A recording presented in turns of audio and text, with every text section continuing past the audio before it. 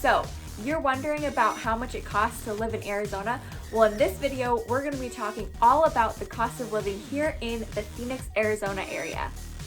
Hi, I'm Braiden McKee, a local real estate agent in Phoenix, Arizona, specifically the Northwest Valley. In this video, we're going to be talking about the cost of living in Phoenix, Arizona via the cost of homes, buying versus renting, groceries, utilities, and more. So stay tuned because I'm going to go through everything you need to know about the cost of living and your expenses here in the Phoenix, Arizona area. So let's talk about the hot topic, housing prices. Housing prices, depending on what other major cities you're comparing it to, this is going to make it or break it for if Phoenix is affordable for you or not. The average home price in the US is around $231,000. Now, depending on where you decide to move in the Phoenix Valley, this could be a make it or break it point because the Phoenix average home sales price in June of 2020 was $305,000. So that's considerably more than the average sales price across the US. Let's talk about some major cities that rank higher than Phoenix for housing costs and cost of living in general. So we're talking about San Jose, California, Los Angeles, California, San Diego, California, Seattle, Washington, Honolulu, Hawaii, Chicago, Illinois, New York, New York, and there are several others, New Jersey City. So there are so many places and cities across the US that rank a lot higher than Phoenix.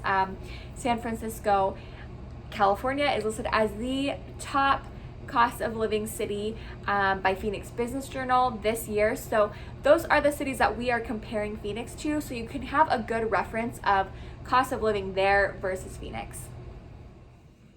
So we talked a lot about purchasing and owning a home and the cost of living in Phoenix associated there. But let's talk about renting.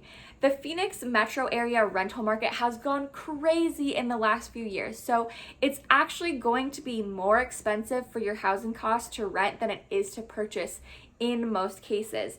Typically, a 2-bedroom across the valley is going to run you on average $1,500 a month. And that's just for 2 bedrooms. So that is a big consideration if you're moving here to rent. We have such a crazy rental market, low inventory, and so many people relocating into Phoenix from other areas that the rental market is actually just blowing up and prices are increasing every single month. Let's just do a brief run through of what your utilities and your cost of living are going to be for your house, along with just general living expenses in Phoenix, Arizona. So your housing utilities, electric, gas, water, sewer, that's going to run you on average around $168 a month.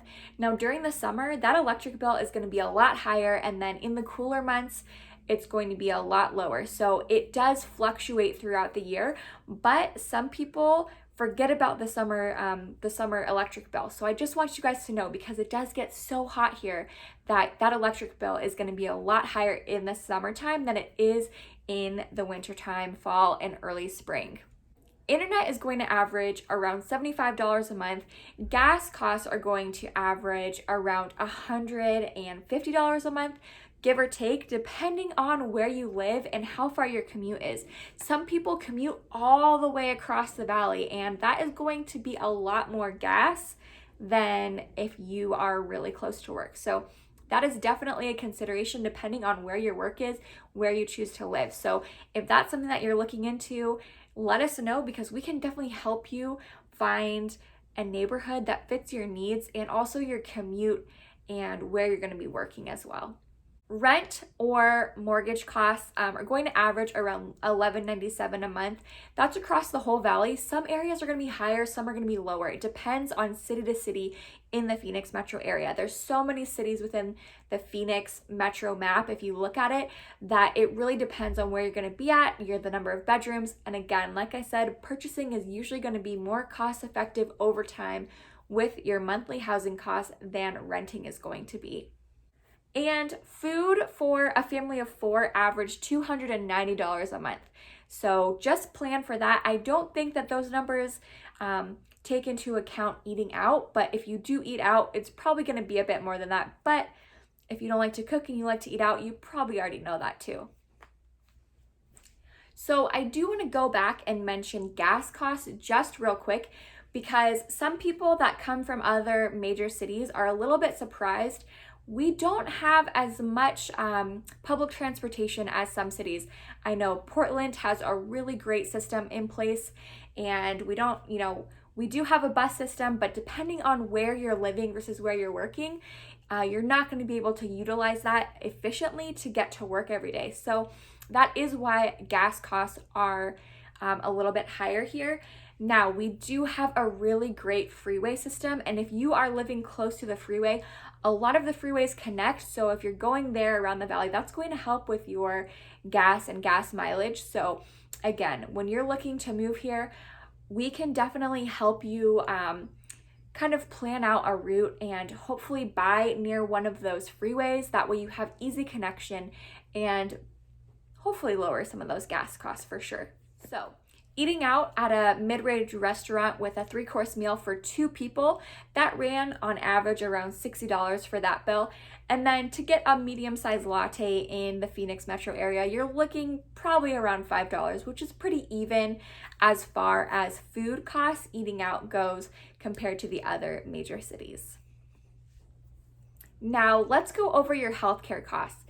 Here is an area where I was actually surprised. I didn't realize Phoenix ranked just higher than the national average for healthcare costs. And that was when looking at the average healthcare plan in 2020 for, a healthy, non-smoking adult, I think under 40 years old, was about $422 a month for that person. So we do rank a little bit higher with healthcare costs when compared to the national average, so do plan accordingly for that. Of course, it is going to depend too if you are self-employed, how many people you have in your family, and the benefits that you're getting from the company that you're working with if you are not self-employed. So of course it's going to vary, and I'm not an expert at this, but this was something that when I was researching cost of living to share with you, that I did come across that we are slightly higher than the national average here in the healthcare department. Sales tax is going to vary city to city. Like I said earlier, the Phoenix metro area is huge, and there's a ton of cities within the Phoenix metro area. So if you want the specific sales tax rate per city, or the certain cities that you are considering moving to, please let me know and I can get those for you. Phoenix itself, the sales tax rate is 8.6%, which was considerably higher than the national average. Considering that some cities don't even have sales tax, that's probably where that factors in, but it definitely was a lot higher than a lot of the other major cities. But our income tax here is around 3.4%, which was also considerably lower than the national average. So I don't know how much that evens out there, but one was a lot higher and one was a lot lower. So I do know that. Hopefully it evens out somehow. I'm not quite sure, but definitely a little bit of a range there when it comes to taxes, both higher and lower on both spectrums. Here's that map I mentioned earlier. This is a heat map showing the range of affordability and cost of living in the Phoenix area. So as you can see, Paradise Valley and Cave Creek are going to be the highest cost, with Phoenix and El Mirage being the lowest. If you're looking to move and have a certain budget in mind, let us know and we can kind of guide you on the different areas and what might meet your lifestyle needs for matching up with the cost of living. Like I said earlier, I am a real estate agent here in the Phoenix, Arizona area. I am a native, so if you are looking to move into Phoenix, Arizona, please call or text me. I would love to help you find the perfect house, and we will make sure that it's in an area that you want to play or work in. Please like and comment on this video and make sure to subscribe. I'm going to be doing more videos on what it's like to live in Phoenix, Arizona. So if you're wondering what living in Phoenix is like, please make sure hit the bell so you'll get notified, and I will see you next time.